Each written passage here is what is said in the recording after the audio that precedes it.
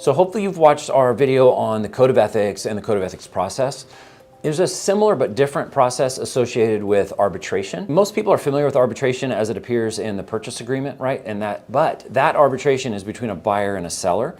There's a different arbitration process that all realtors have agreed to just by virtue of being a member of the Realtor Association. You've agreed to mediate your disputes with other realtors through this arbitration process rather than suing each other. The main way this would come up typically is over commission. And so there's a couple key commission disputes that come up and that you should be aware of. So one that you may have heard about is called Procuring Cause, where let's say you show a client a property, they don't write an offer with you, and it turns out they write the offer with someone else that gets accepted and then closes escrow and that agent earns a commission. And you would say, well, I told them about it, showed it to them, and I'm the procuring cause. So hey agent, I earned that commission, not you. I'm gonna take you to arbitration, and where I'm gonna ask, now that you've earned the commission, but I want a judgment against you and you should pay me the commission. And the process for a hearing is very similar to what we described in the ethics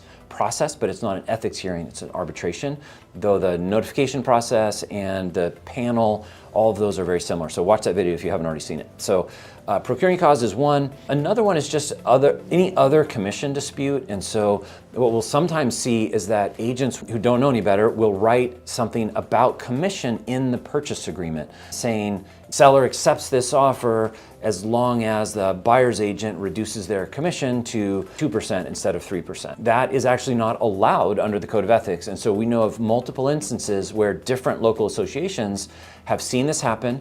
The person who reduced their commission does go ahead and reduce it, allows the escrow to close, but then files an arbitration after close with the other agent on the other side. That goes to a hearing, and then they'll say, hey, actually your agreement as realtors was that commission listed in the MLS. And just because buyer and seller agreed on the contract to change it, doesn't change the fact that it was supposed to be, let's say 3%, that's what was listed in the MLS. You changed that, so actually listing agent, you still owe that buyer's agent that extra 1%. If you went from, it was stated 3, but they took 2, you gotta actually make up the difference, and that they'll have an arbitration hearing to fight that out. We've seen that many, I don't wanna say many times, but enough that we're making a video about it. You really don't wanna put commission in your contracts. And if you do, you may be prepared to go through one of these arbitration processes. Those are two common ones. I should say 2 of the most common, which is still, I would say, not actually very common. These arbitrations are few and far between, but that is the process that you would go through to resolve a financial